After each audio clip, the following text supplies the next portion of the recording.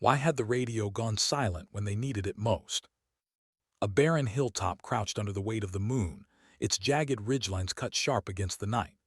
Sporadic gunfire snapped like breaking bones, echoing through valleys already swollen with fog and the shriek of a cold mountain wind. For the four members of SEAL Team Echo 7, it had been 72 hours of movement, ambush, retreat, and bitter survival. A mission meant to last 6 was now an endless stretch of fatigue, hunger, and danger.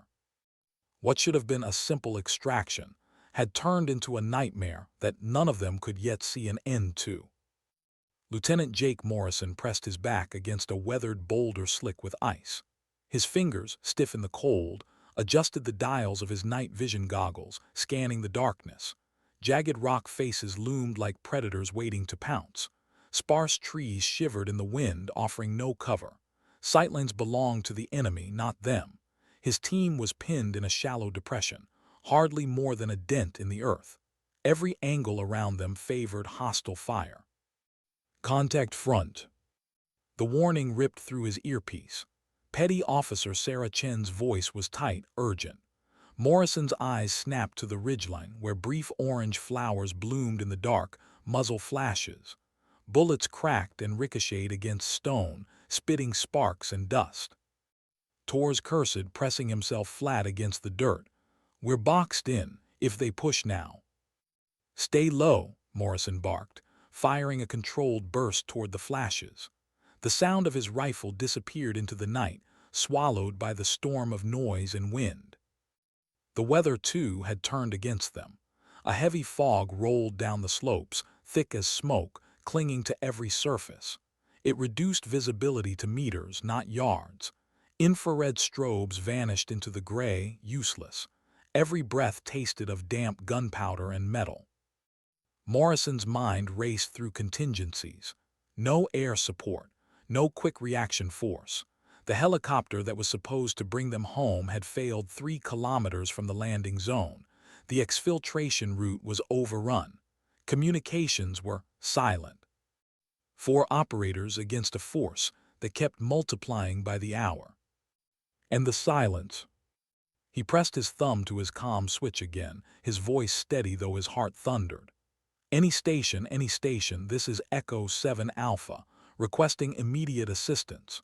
Grid coordinates 34.7251 north, 69.4384 east, taking heavy fire. Require immediate extraction or fire support. Static.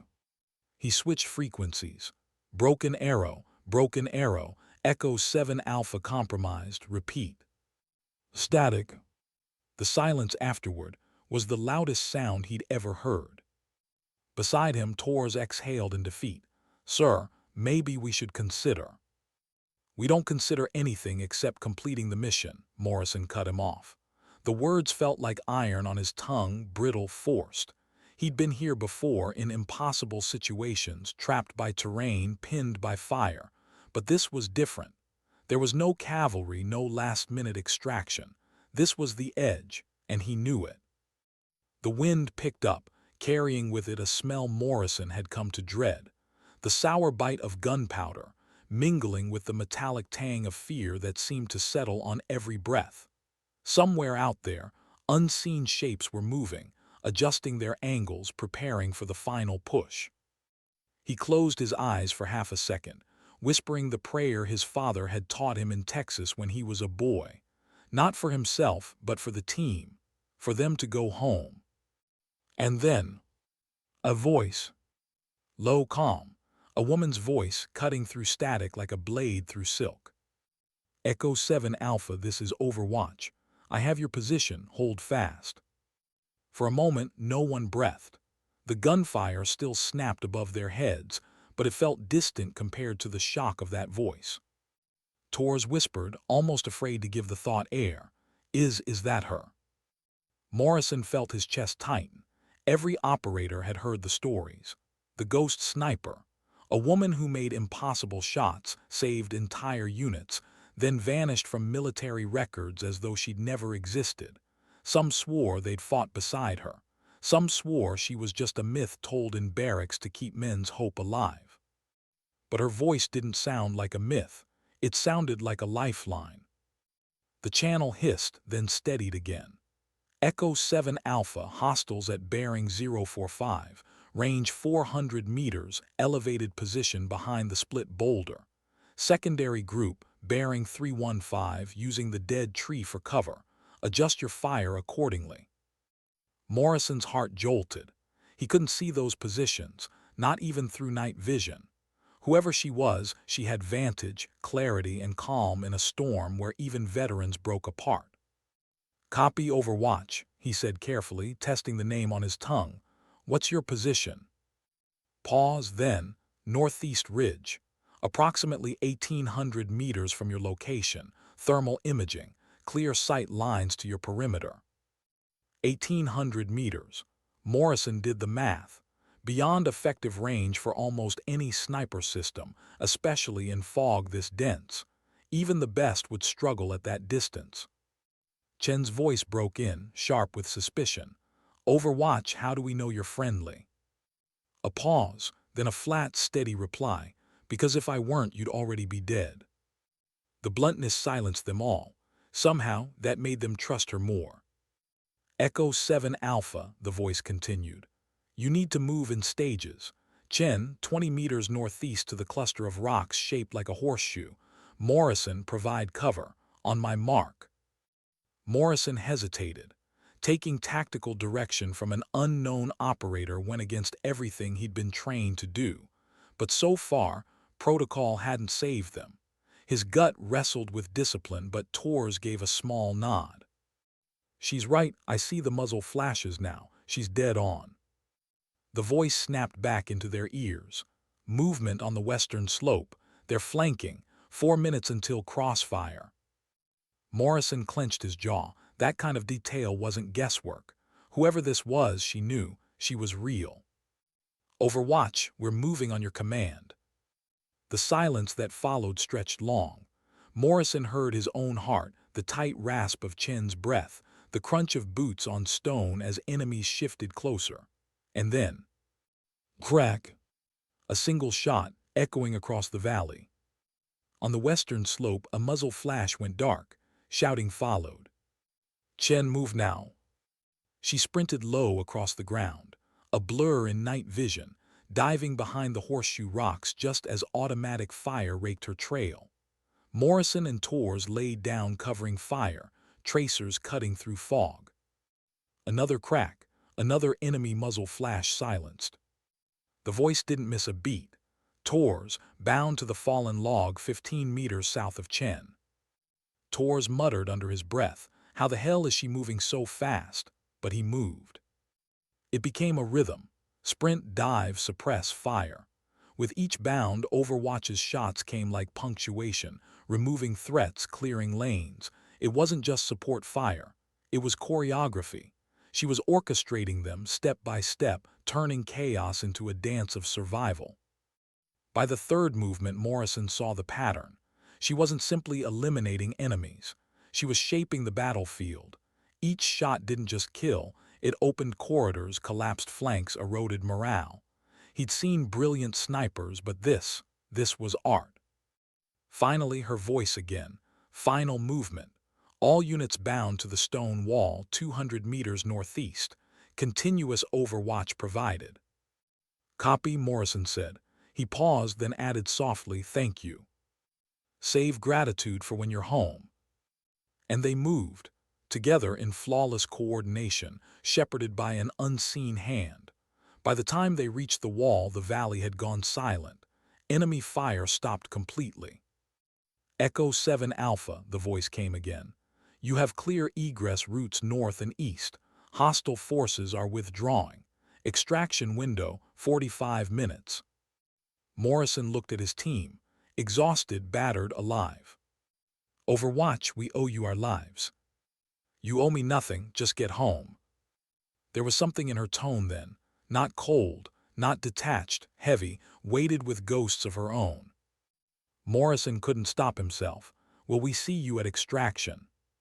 Silence stretched. Then, "Ghosts don't usually attend parties," Echo 7. And just like that, she was gone.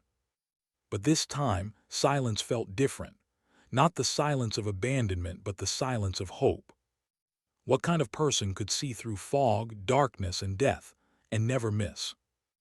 The stone wall at their backs was cold and unforgiving. Frost clung to its crevices, and the four members of Echo 7 crouched behind it, hearts still hammering from the mad dash that had carried them to temporary safety.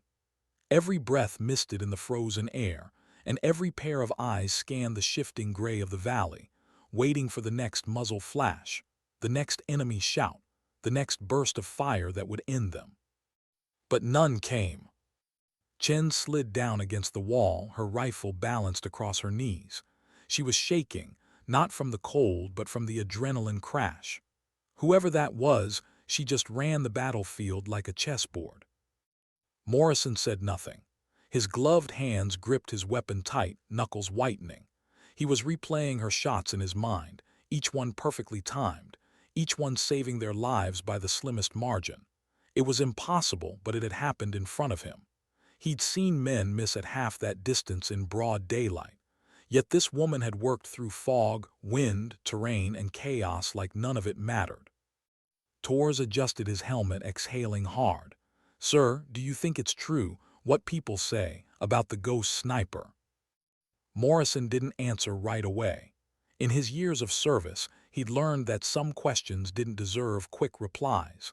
Legends lived in the silence between facts. Finally, he muttered, "I think she's real enough to keep us breathing." The fog shifted, curling like smoke, carrying the faint sound of boots on stone. Morrison stiffened. The enemy wasn't done. His goggles lit with faint signatures, movement in the distance. They weren't retreating for long. Then the radio cracked alive again. Echo 7 Alpha, hostiles regrouping, multiple squads. They'll hit you from 3 sides within 30 minutes. Her voice calm, unshaken. Morrison swallowed. "Can you provide support?" "That's the plan." But there was something she didn't say. Something in her cadence, a pause she covered with professionalism. Morrison had commanded enough soldiers to know when someone was withholding truth. She was calculating risks, risks even she wasn't sure she could overcome. Still, she didn't hesitate. Her voice slid back into clinical calm. "Target 1, enemy sniper, Western Ridge, range 2100 meters. He's good, moving between shots, but I'll take him first." Morrison blinked. 2,100 meters. That wasn't sniping. That was something else. The night went still. A heartbeat stretched into 2. Then, crack! The sound rolled through the valley. Through his goggles, Morrison caught a faint flash of movement, an enemy silhouette dropping behind cover. "One shot, one kill." Chen whispered, almost reverent, "That's impossible." But the radio had no room for awe. "Target 2, machine gun team, Southern Slope, range 1847. If they set up, you're finished." The team froze. They hadn't even noticed the silhouettes moving south, carrying the heavy weapon. She had. Another pause, another crack. The machine gun fell silent before it ever fired a shot. It was like watching the valley itself bend to her will. Morrison's gut clenched. Whoever this woman was, she wasn't simply skilled. She was rewriting the rules of the fight. But for every shot she fired, Morrison noticed the weight pressing heavier on her voice. Calm, yes, but not cold. It wasn't the numb tone of someone detached. It was the weary strength of someone who had carried too much for too long. He keyed the mic. "Overwatch, what's your name?" Silence, then a quiet reply. "Names don't matter right now. What matters is you live." The words landed harder than gunfire. Morrison stared into the fog, picturing her out there somewhere, lying prone in the freezing dark, a ghost with eyes like fire and hands steady as stone. Who was she? Why was she here? And why did her voice carry the sorrow of someone who had already buried too many brothers? The crack of another shot snapped him back. Enemy commander eliminated. Their coordination is breaking. Push advantage if you can. Do not expose yourselves unnecessarily. Torres muttered, "She sees everything." But Morrison caught Chen's glance. There was a flicker of doubt there, not toward her aim, but toward her intent. What kind of operator lived outside records, who commanded no unit, wore no patch, yet knew everything? The team pressed tighter against the stone as faint echoes of shouting drifted through the valley. The enemy was unraveling, their structure collapsing under invisible fire. But Morrison felt no victory. He knew battles didn't end when the gunfire stopped. They ended when the silence that followed proved you'd actually survived. Echo 7 Alpha, the voice returned. Your extraction window is 45 minutes, clear egress north. Move only on my instruction. Chen finally broke her silence. Why are you helping us? For the first time the voice wavered, just barely, enough to suggest a crack in her armor. Because once, someone didn't answer when I called. The words hung there, heavy, human. No one replied. There was nothing to say. In that moment, Morrison realized she wasn't just saving them. She was saving herself, again and again, through others, carrying ghosts not on her shoulders but in every shot she fired, every soul she refused to leave behind. Another burst of movement lit his goggles.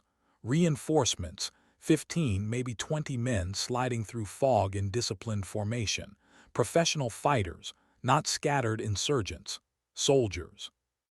Morrison whispered, "This isn't random, this is coordinated."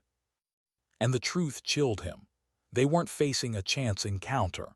They were in the path of something bigger, something that demanded reinforcements, discipline, numbers. The voice cut back in, tighter now, though still measured. They'll test you, they'll probe your defenses, stay disciplined. I'll thin them before they reach you.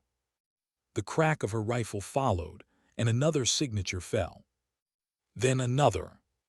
Through his goggles, Morrison watched their formations collapse, panic spreading as leaders were cut down, as threats dissolved one by one before they could even take shape. He wanted to believe she was invincible, but deep down he knew better. No one fought forever without breaking, and from the weight in her tone she had already broken once, long ago. And still she fought. When the last muzzle flash disappeared into darkness, Morrison realized the valley was silent again. Truly silent. No footsteps. No gunfire. No enemy left who dared to advance. Chen's whisper trembled in the cold air. What kind of person does that? No one answered. Because the truth was both terrifying and comforting. Someone who walked with ghosts. Someone who bled for strangers. Someone who had been abandoned once and swore no one else would be. What drove her to return to the fight, long after the world had forgotten her name? From her position high on the northeast ridge, Evelyn exhaled slowly, controlling every beat of her body.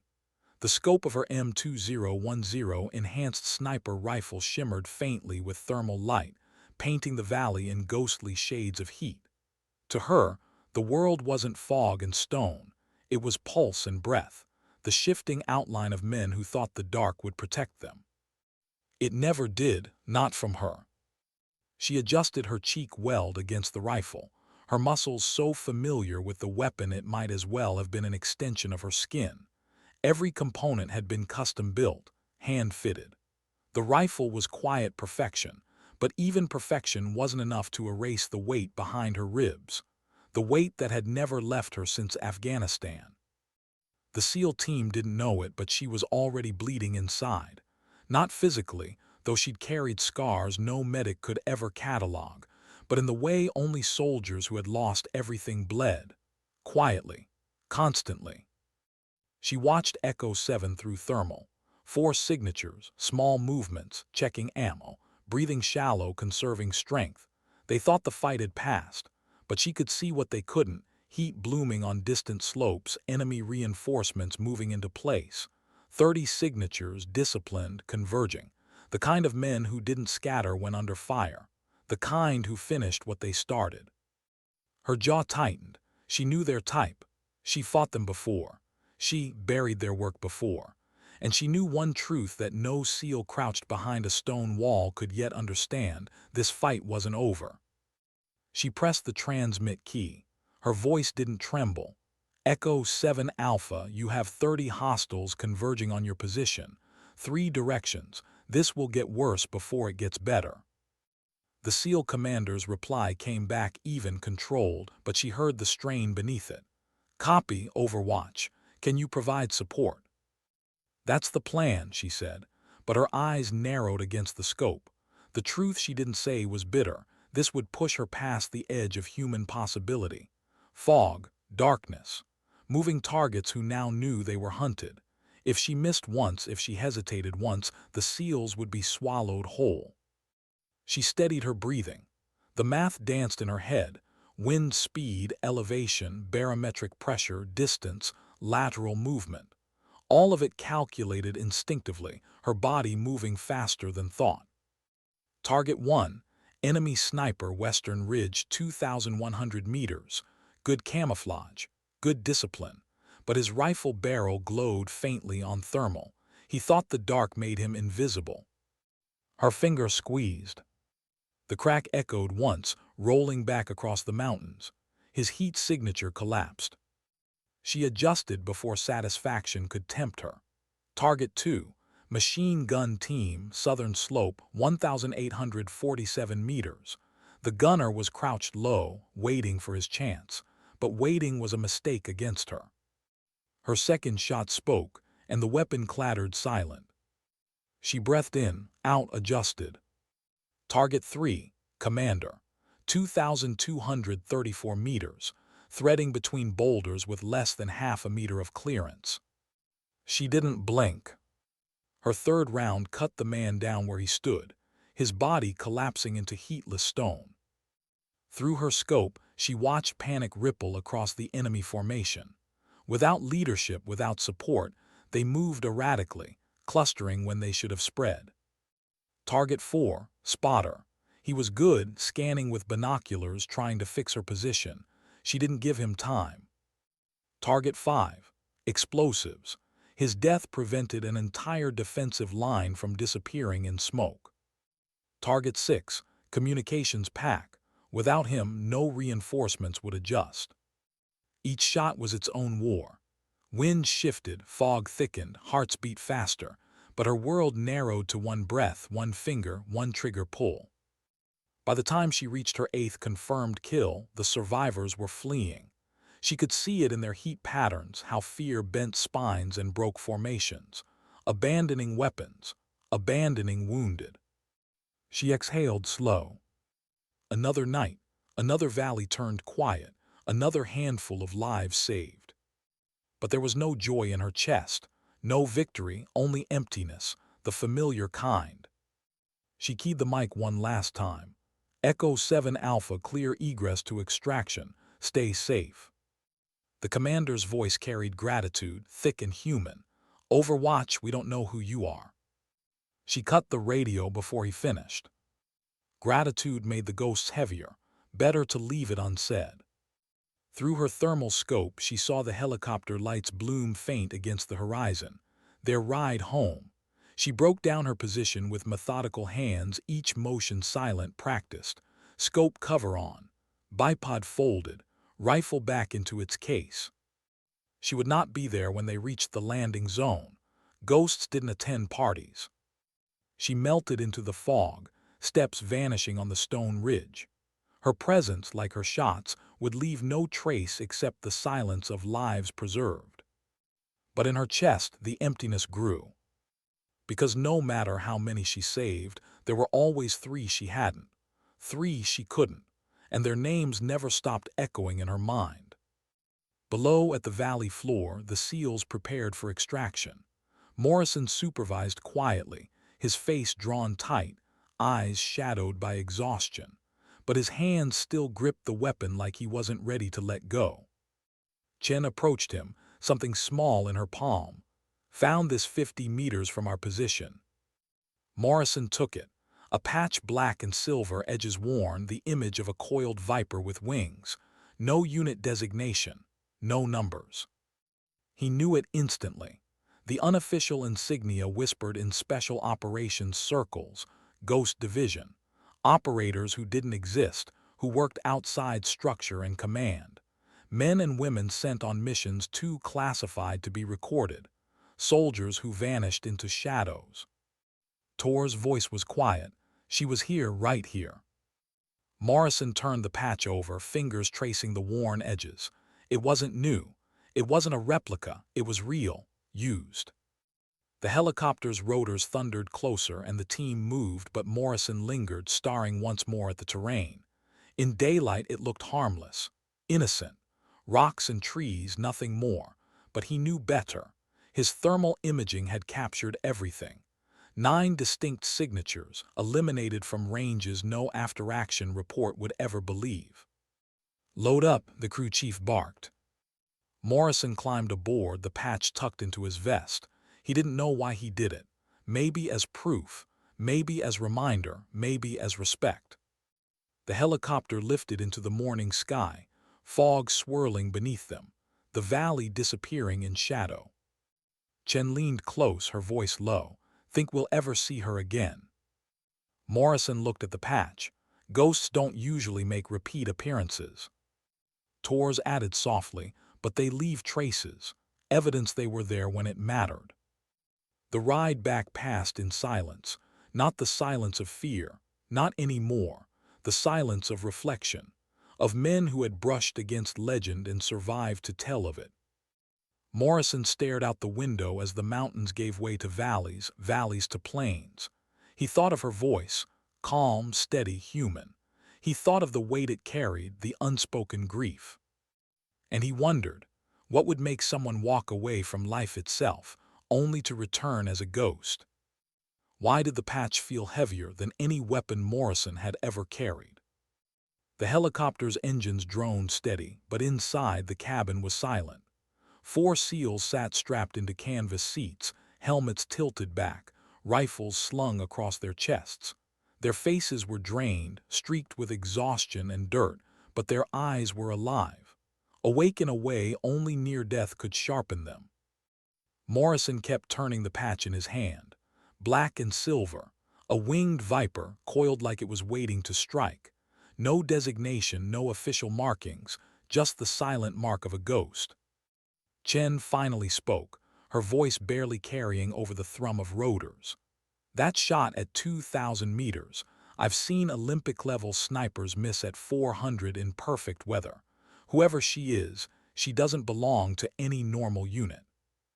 Tors gave a dry laugh. "She doesn't belong anywhere normal, that's the point." Petty Officer James Walker hadn't said a word since they'd lifted off.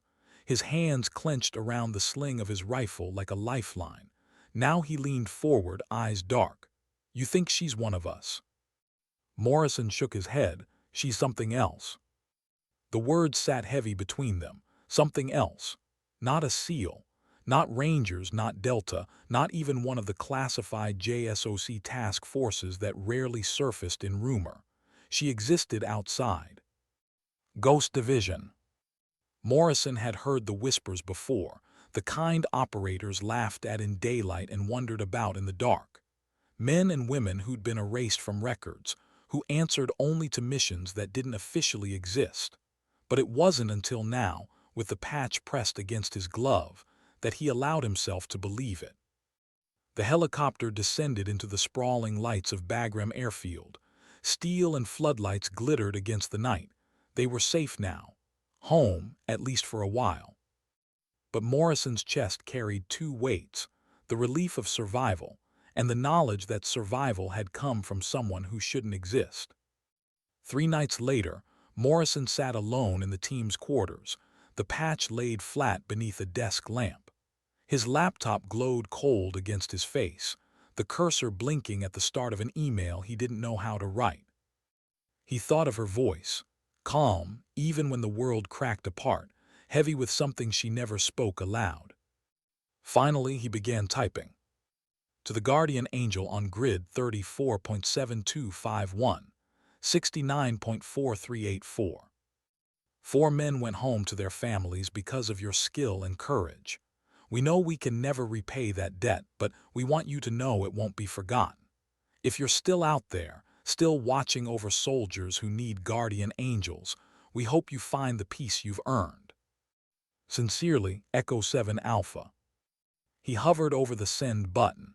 It was foolish. The address was a ghost channel, technically non-existent, routed through servers that shouldn't exist. The kind of thing you only heard about if you'd brushed shoulders with people who operated in the shadows. But sometimes the void wrote back. Morrison hit send. Evelyn Kind sat in the dark of a windowless cabin tucked deep in the Montana wilderness. Snow pressed heavy against the roof, branches creaked under ice, and the only sound inside was the faint hum of her generator. Her rifle case rested open on the table, stripped down, cleaned, every component laid out like surgical tools. The laptop on the counter chimed. She froze. Few signals reached this place, fewer still that weren't encrypted 10 times over. Sliding the rifle parts aside, she crossed the room and opened the message. She read it once, twice, slowly. Her hands curled into fists. Peace. They thought she could ever find peace. The cursor blinked in the empty reply field. She stared at it, the weight of memory pressing behind her eyes. She could still see the mountains of Afghanistan, the flash of an explosion, the way 3 brothers she'd sworn to protect had vanished in smoke she couldn't shoot through. That was the night Evelyn Kind had died, the night Ghost Division had gone dark, the night she'd buried her name. She closed her eyes, the cursor still blinked. Finally, she typed 2 words. Stay safe. She hit send. Then she shut the laptop and let the darkness swallow the screen. 6 months later, Echo 7 walked back into Fort Bragg under the Carolina sun. Their deployment rotation was finished. They were alive, and yet every step carried the invisible weight of the night they had been saved by someone no one believed existed. The official after-action report was clean, clinical, vague. Contact with numerically superior enemy forces. Extraction successful. Possible support from unknown friendly elements. Nothing more. The kind of report that told nothing and meant everything. But legends didn't need reports. Legends lived in the silences between them. Tors found Morrison one afternoon in the admin office, shoving a tablet across the desk. Sir, you need to see this. Morrison frowned. On the screen was a news article. Mysterious donation funds new Veterans Treatment Center. The photo showed a groundbreaking ceremony, hard hats, shovels, ribbon, the kind of story that never made headlines. What caught Morrison wasn't the photo, it was the address. The center was being built on land purchased from a private citizen in Montana. Chen leaned in, her voice low. That's her, it has to be. Morrison's pulse thudded. He scrolled further. Millions of dollars, not just this center. Prosthetics research, PTSD programs, family support funds. Quiet donations routed through anonymous foundations hidden under layers of legal protection. She hadn't stopped. She just shifted the battlefield. But how? How did a ghost sniper finance an empire of charity? Tors flipped to another tab. Private military contractor. Unnamed. Unregistered. Just data. Success rates in high-risk zones that don't make sense. Extraction routes secured, corporate teams protected, humanitarian convoys shielded in places no one else would touch. The silence stretched between them. Morrison leaned back, staring at the patch framed on his desk. A coiled viper with wings. A ghost who had given everything, lost everything, and still found ways to serve. Chen spoke softly, almost like a prayer. She's still out there, watching. That night Evelyn sat again in the cabin's silence. The generator hummed. Snow fell outside. Her rifle lay cleaned beside her. The patch, the twin to the one Morrison now carried, sat in her palm. Her phone buzzed, a message routed through encrypted paths. Thank you for showing us what service really means. She stared at the words, then she closed the phone without replying. Because ghosts didn't speak. They simply acted. What kind of wound never healed? no matter how many lives you saved after. The cabin was silent except for the steady tick of a wall clock Evelyn had never set. Its hands turned, but its numbers didn't matter.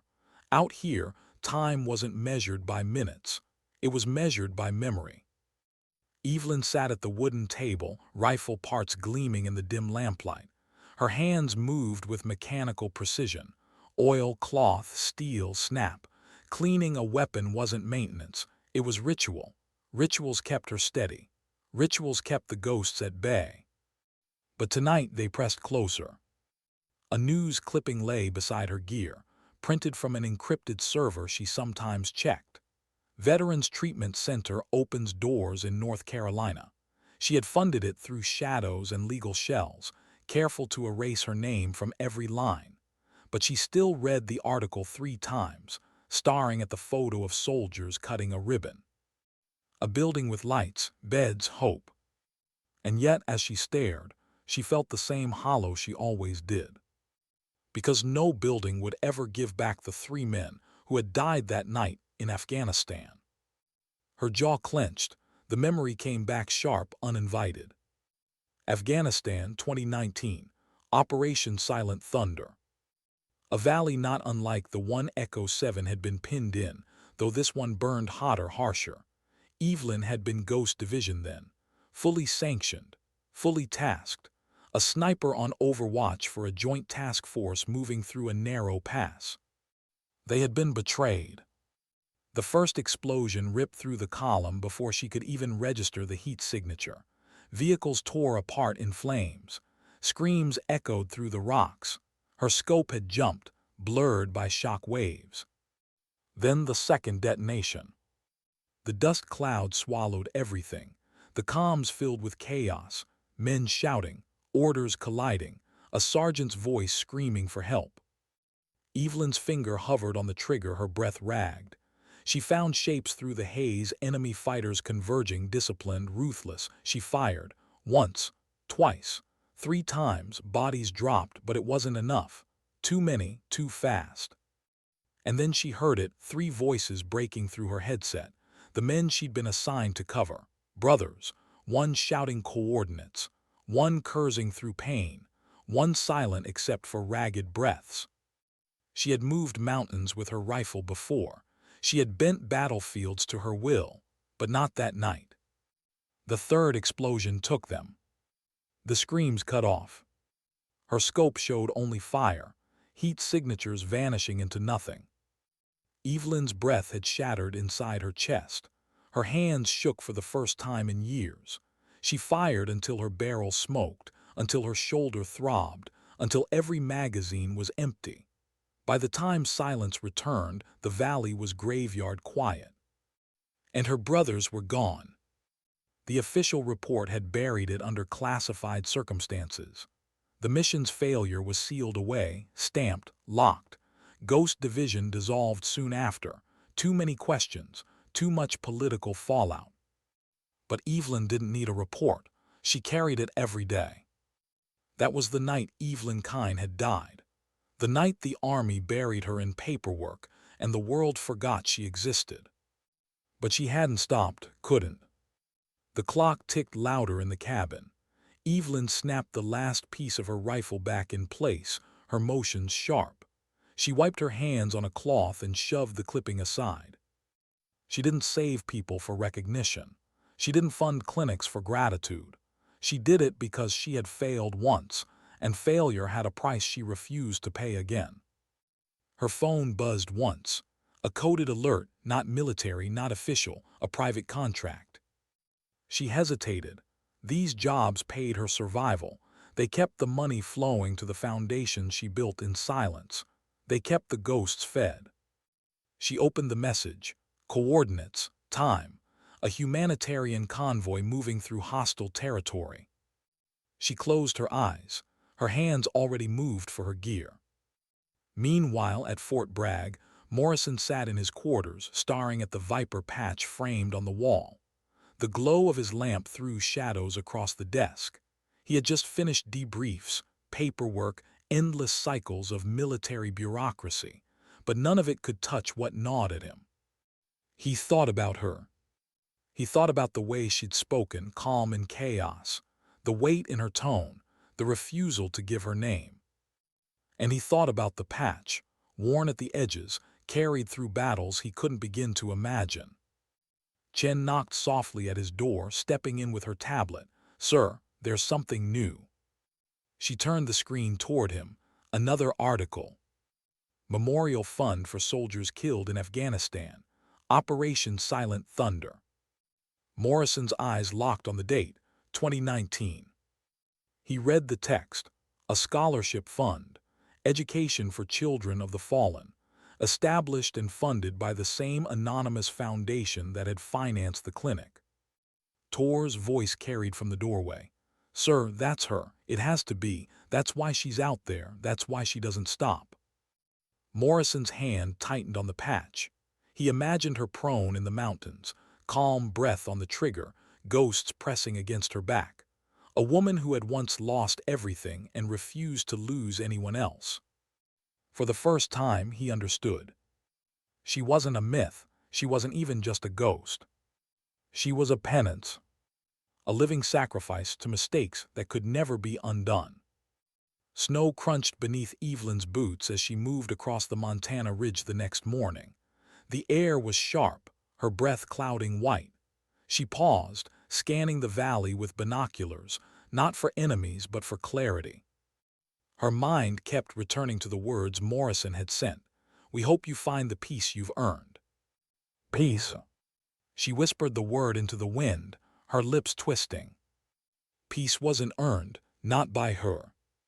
Peace was for people who didn't hear screams when the world went quiet. Her phone buzzed again. Another message, another mission, another chance to keep moving so the ghosts couldn't catch her. She adjusted the strap of her rifle case and started walking. Because Evelyn Kine knew one truth above all.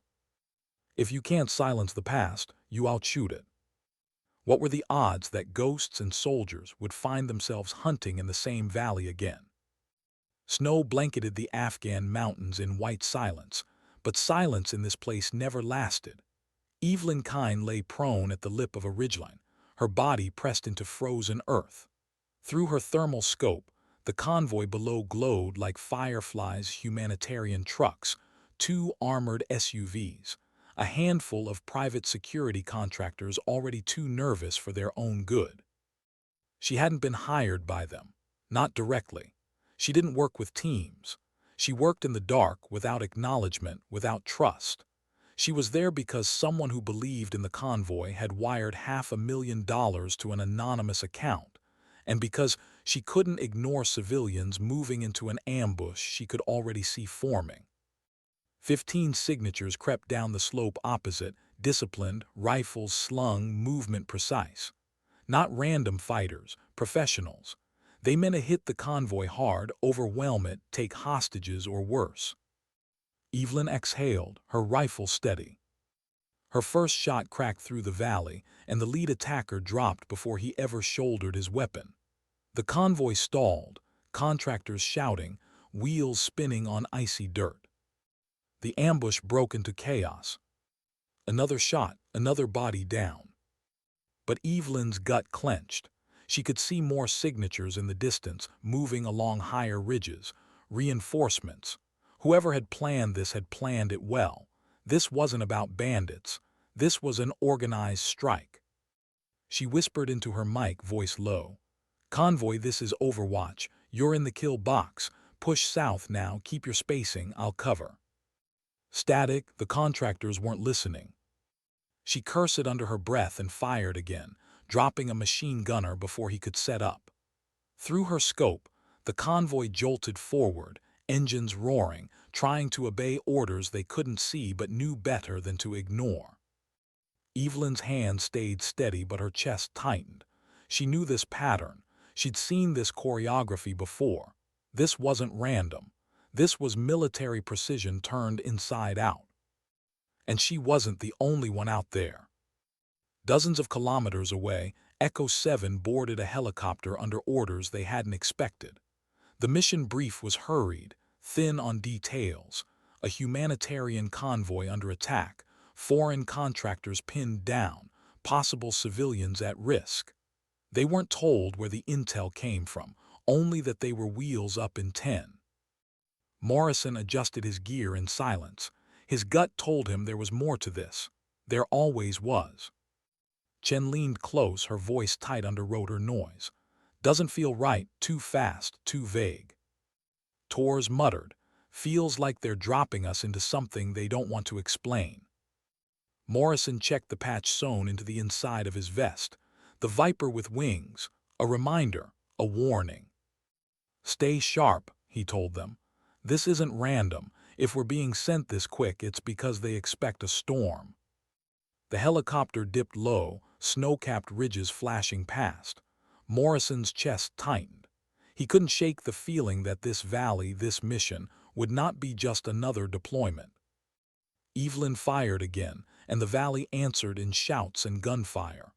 The convoy barreled forward, but the attackers adapted, shifting, moving to cut them off. Her rifle cracked, another fell. Her radio hissed, a new voice. Convoy, this is Echo 7 Alpha, inbound from the north. Sitrep. Evelyn froze, that voice. Morrison. Her lips pressed into a line. The last thing she needed was SEALs in the middle of a contract. But the moment she heard them, she knew fate had dragged her into their orbit again. She keyed her mic once curt. Convoy, stay moving. Cover inbound, do not stop. Static, she didn't add more. If Morrison recognized her voice, she didn't want confirmation. If he didn't, better to stay a ghost. Through her scope, she saw new heat signatures cresting the northern ridge.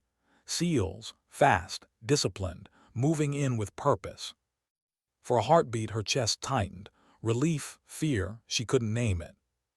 She took another shot, and another, each one clearing threats before they could pin the convoy. But now she wasn't shooting alone. The rattle of SEAL rifles joined her cracks, carving through the ambush in brutal rhythm.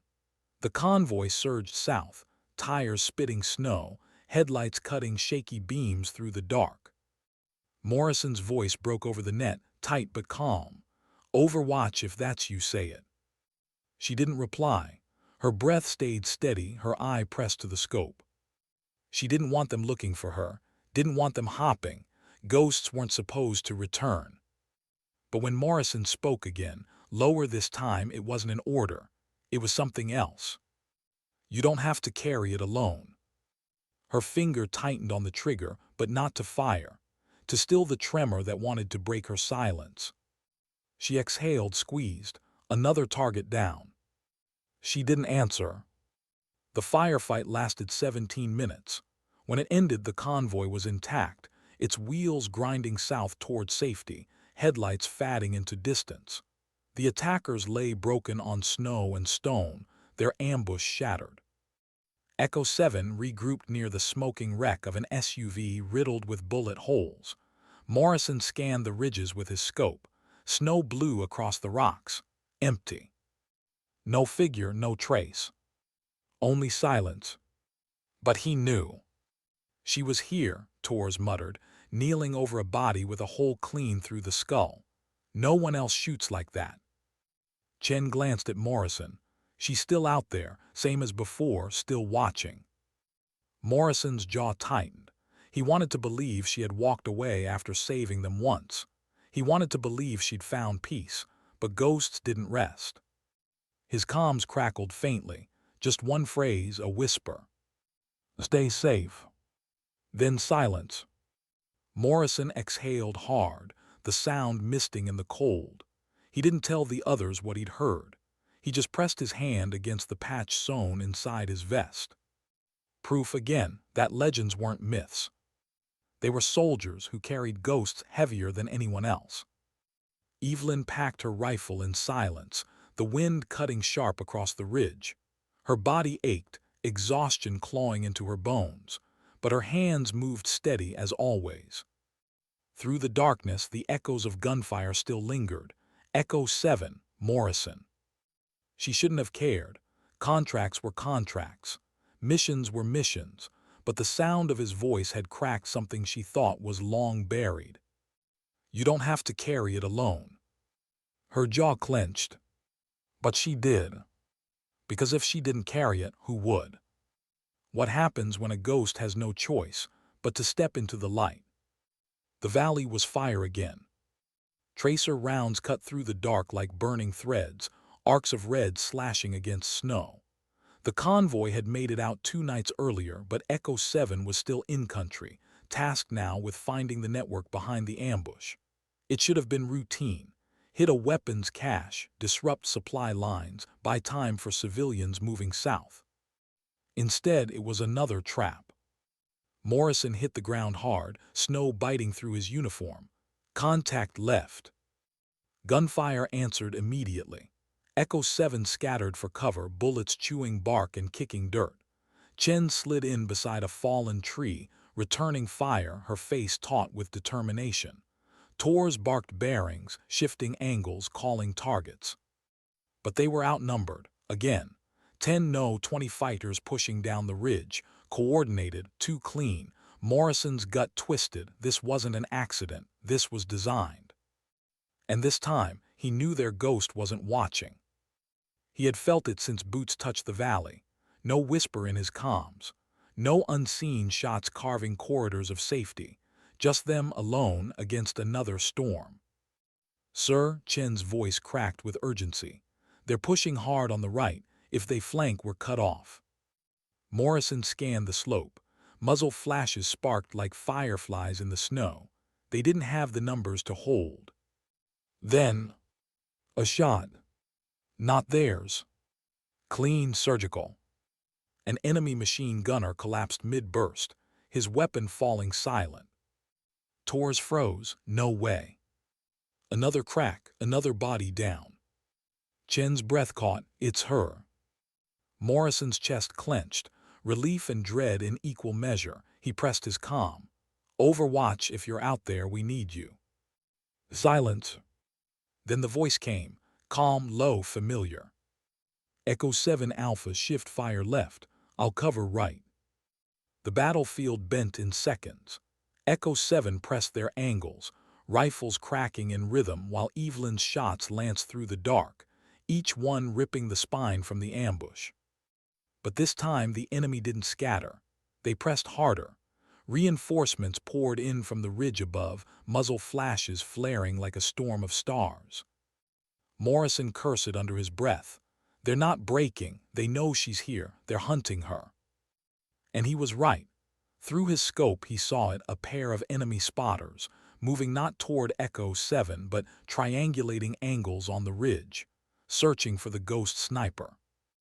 "Overwatch, they're coming for you. Pull back." Her reply was steady but sharper than before. "Negative, if I move, you're finished. Hold position. I'll handle it." The crack of her rifle echoed again, but Morrison's gut twisted. She couldn't stay hidden forever. Not against this many. Not when they knew. Another burst of fire ripped the ground near Chen's position, dirt and snow exploding into her face. She ducked, gasping. "Sir, we're pinned." Morrison keyed his mic, voice tight. "Overwatch, we can't hold without you in position. You have to move." Silence. For a moment, Morrison thought she'd cut comms. Then her voice came, quieter, heavier. "Ghosts don't move, they cover." Her words hit like a punch. Morrison ground his teeth. She was going to stay there, hold until the end, even if it killed her. And then it happened. A sharp crack, not from her rifle, but against it. Morrison's heart froze. His scope caught the faint glint of a shot striking stone just inches from where she must have been lying. They'd found her. "Overwatch," he barked. No reply. Seconds stretched like hours. Echo 7 fired desperately, trying to buy her cover, trying to cut down spotters they couldn't even see. Then movement. From the fog above, a figure descended. Not distant, not invisible, real. She moved fast, sliding down the slope, rifle slung, sidearm drawn. Her hood pulled low, scarf masking half her face, but Morrison knew before he could think. Evelyn Kine. The ghost had stepped into the fight. She landed hard beside Tor's, her pistol barking 3 quick shots. 3 bodies dropped. Without a word, she grabbed his spare magazine, slammed it into her rifle, and turned back toward the ridge. Tor stared stunned. Holy. Cover fire, she cut him off, her voice flat steel. Now. Chen's eyes widened as Evelyn pressed against the log beside her. For a moment the young SEAL forgot to breathe. The legend was flesh, bone, scar, not myth, not shadow. Morrison moved to her flank, his chest pounding. He wanted to ask. He wanted to demand. But her eyes, cold and burning all at once, told him everything he needed to know. This wasn't reunion. This wasn't revelation. This was survival. Shift left, she barked, her voice commanding, undeniable. Echo 7 obeyed. The battlefield bent again. With her rifle steady in her hands, she carved through the enemy's advance, every shot a lesson in inevitability. Echo 7 pushed forward under her shield, their rhythm sinking to hers until the valley itself felt like it beat in her cadence. But Morrison saw it in the lines of her face, in the tautness of her movements. She wasn't invincible. She was straining, carrying more than her body should. She was a woman burning herself down shot by shot, refusing to stop. The firefight stretched into eternity before, finally, the enemy broke. Shouts scattered into the fog. Muzzle flashes vanished into distance. Silence pressed heavy once more. Chen lowered her rifle, breath shaking. Tors let out a ragged laugh. Walker sank against a rock, exhausted. And Evelyn just stood there, rifle lowered, scanning the dark like she could still see ghosts the rest of them couldn't. Morrison stepped forward. For the first time, he spoke her name aloud. Evelyn Kine. Her head turned slightly, but her eyes didn't meet his. You shouldn't know that name, she said quietly. We do now, Morrison answered. The silence between them was louder than gunfire. Finally, she shouldered her rifle, turning toward the ridge. Extraction's coming. You'll make it out. Chen stepped forward, unable to stop herself. Why keep saving us? Why not just walk away? Evelyn's gaze lingered on the horizon. Her reply was soft, almost drowned by wind. Because someone has to. And with that, she started back into the fog. But Morrison wasn't letting her vanish this time. He caught up, boots crunching beside hers. You can't keep doing this alone. She didn't look at him. Yes, I can. You'll burn out. Her laugh was dry, humorless. Already did. They walked in silence for a beat, the snow crunching underfoot. Finally, she stopped, turning just enough for him to see her eyes beneath the shadow of her hood. They tell stories about ghosts because they don't want to believe in people like me. It's easier that way. Her voice wavered just for a breath, then it hardened again. Go home, Lieutenant, that's your mission. Mine doesn't end. Before he could answer, the roar of helicopter rotors grew overhead. Evelyn stepped back into the dark, her form dissolving against the ridge. By the time the aircraft touched down, she was gone. But this time she had been real. Not a voice, not a myth, flesh and blood, a ghost who bled. How do you thank someone who disappears before the words ever leave your mouth? The helicopter's blades hammered the night air as Echo 7 loaded aboard. Snow whipped in stinging circles, rotors tearing the valley's silence into shreds. Morrison guided Chen up the ramp, Tors pulling Walker in after her. They collapsed onto the benches, helmets hanging, rifles across their laps. But none of them looked relieved. They looked haunted. Morrison sat near the open door, staring at the ridge where she had stood minutes before. The hood, the scarf, the rifle, the legend turned flesh. Evelyn Kine. The helicopter lifted off, rising over broken stone and shadow. As the valley shrank below, Morrison tightened his grip on the patch sewn into his vest. Chen leaned forward, her voice low, as if afraid the mountain itself might be listening. She was real, sir, all of it. The stories, the impossible shots, she was right there. Tors nodded slowly, his usual humor gone. No myth, just someone carrying more than anyone should.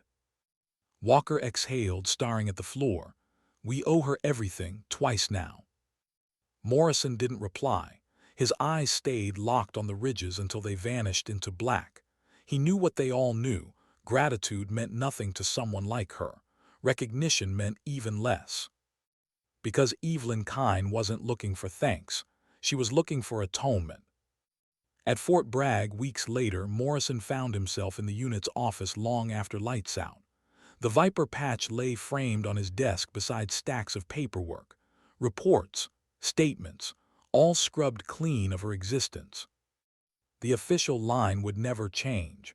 Unknown friendly forces provided precision fire support. Mission successful. Extraction achieved. The truth would live only in whispers. Chen entered quietly, setting a folder on his desk. You need to see this. Inside were clippings, printouts, fragments of a life scattered across shadows. The anonymous foundation. Donations traced to prosthetics research, housing for wounded warriors, scholarships for children of the fallen. Tors leaned in the doorway.